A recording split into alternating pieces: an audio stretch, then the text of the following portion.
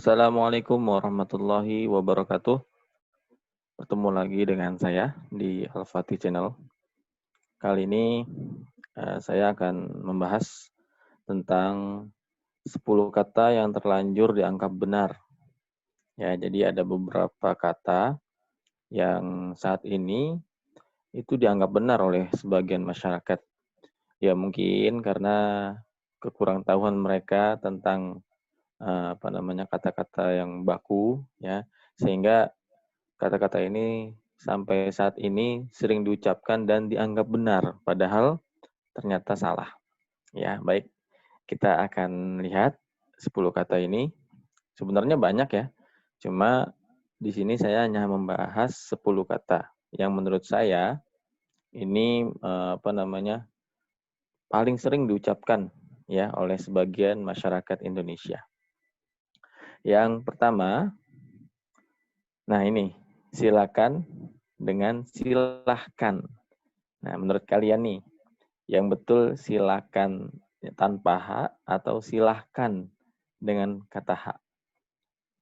Yo, ternyata yang benar adalah silakan tanpa H, ya. Jadi dalam KBBI itu maknanya adalah sudilah kiranya, kata perintah yang halus. Nah, ini yang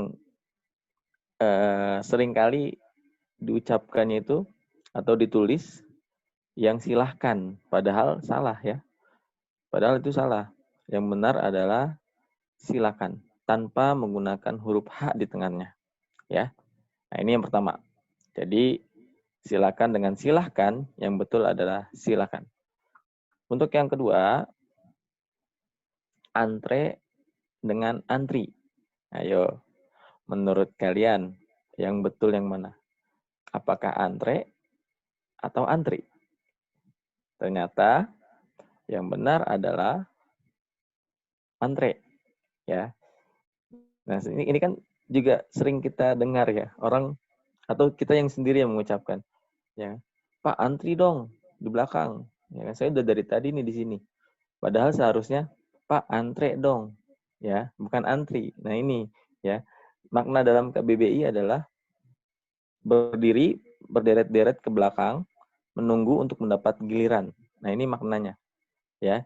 Jadi kalau kalian mencari kata antri di dalam KBBI, Kamus Besar Bahasa Indonesia, itu tidak akan ditemukan.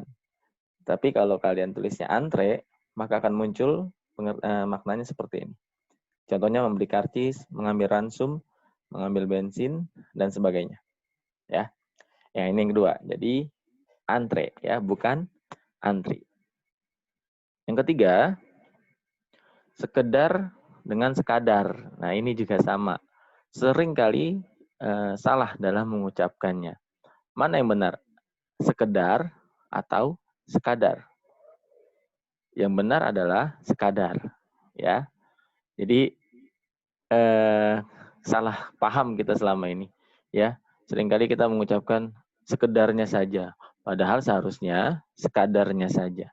Ya, makna dalam KBBI adalah sesuai atau seimbang dengan menurut keadaan. Ya, sepadan. Ia berbicara sekadar perlu dan pentingnya. Kemudian hanya untuk sekadar memperoleh ketepatan ejaan. Semua itu sekadar olok-olok. Ya, bisa juga berarti seperlunya, seadanya. Hal itu akan kuceritakan sekadarnya, bukan sekedar, ya. Nah, ini. Jadi nambah lagi nih ya, bertambah lagi pengetahuan kita. Jadi kalau kita mengucapkan sekedar itu salah. Yang betul adalah sekadar. Baik, untuk selanjutnya aktivitas atau aktivitas. Ayo, yang menggunakan F atau yang menggunakan V. Ini juga sama nih, mengucapkan V itu seringkali kita ini mengucapkannya V. Padahal V itu ucapan untuk bahasa Inggris, huruf V. Nah, bahasa Indonesianya bukan V, tetapi apa? V. Ya. Jadi jangan sampai salah tuh kita mengucapkan huruf V dengan V.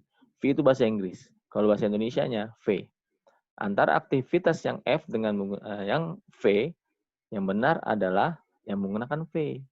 Aktivitas, ya, di mana maknanya adalah keaktifan, kegiatan, Ya. Kemudian kerja atau salah satu kegiatan kerja yang dilaksanakan dalam tiap bagian di dalam perusahaan. Nah, ini makna dari aktivitas. Jadi jangan menggunakan F ya, itu salah. Yang benar adalah aktivitas yang menggunakan huruf V. Oke, kita lanjutkan. Kata selanjutnya adalah ini, praktik atau praktek. Nah, ini mana yang benar ini? Praktik atau praktek? Nyata, yang benar adalah praktik. Ya, bukan praktek. Nah, seringkali kita membaca praktek dokter itu salah. Harusnya praktik dokter.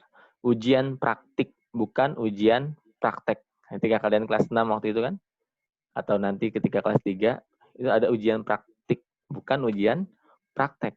Apa maknanya? Dalam KBBI, makna praktik adalah pelaksanaan secara nyata apa yang disebut dalam teori. Jadi teori yang dilaksanakan secara nyata, itu namanya praktik. Teorinya mudah, tetapi praktiknya sukar, gitu kan? Kemudian pelaksanaan pekerjaan dan perbuatan menerapkan teori.